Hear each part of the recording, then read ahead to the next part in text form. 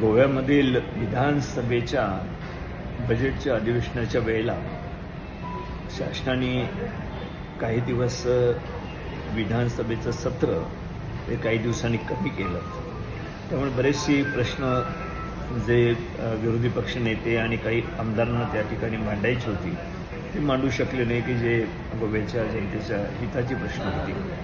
मग यामध्ये युरी मावनी जी भूमिका घेतली की अधिवेशन चाललं असतं तर ते योग्य होतं. गोव्यातील जनतेच्या दृष्टिकोनातून महत्त्वाचे विषय होते की ज्यावर आम्हाला चर्चा करता आली असती. परंतु त्यावेळेला अधिवेशन थांबलं गेलं आणि विजय सरदेसाई जे गोवा फॉरवर्डचे नेते आहेत, अध्यक्ष आहेत, ते त्या ठिकाणी सदनामध्ये थांबले आणि त्यांनी ज्या पद्धतीनं ते अधिवेशन सरकारच्या याला त्यांनी पूरक अशा प्रकारचे शब्द वापरले तर त्यावरून युरी माओ आणि काही आमदारांमध्ये त्या ठिकाणी मतभेद झाले आणि त्यावरची जे युरी माओने दिली प्रतिक्रिया जी होती ती योग्यच होती.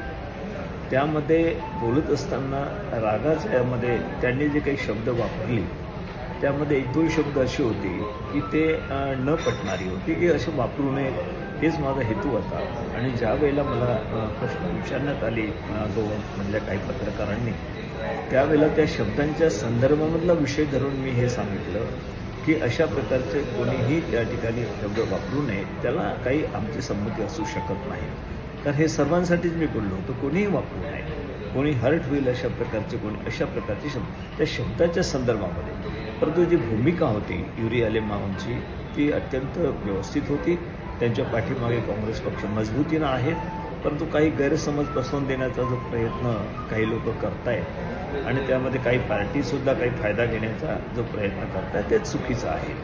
यामध्ये युरी माओंच्या पाठीमागे आम्ही भक्कमपणे उभा आहोत आणि ते काँग्रेस पक्षाचे राज्याचे नेते आहेत आणि या ठिकाणचे कुठलेही निर्णय पक्षाच्या संदर्भामध्ये ते घेऊ शकतात आणि कुठले निर्णय घेतले पाहिजे त्या संदर्भाची माहिती आम्हाला देऊ शकतात. त्यांना पूर्णपणे तो अधिकार आहे.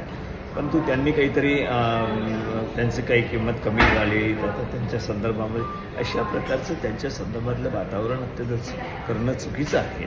हे काही पक्षाच्या आमच्या यांनी समजलं पाहिजे आणि अशा प्रकारची चर्चा थांबवली पाहिजे असं माझा त्यांना सल्ला आहे.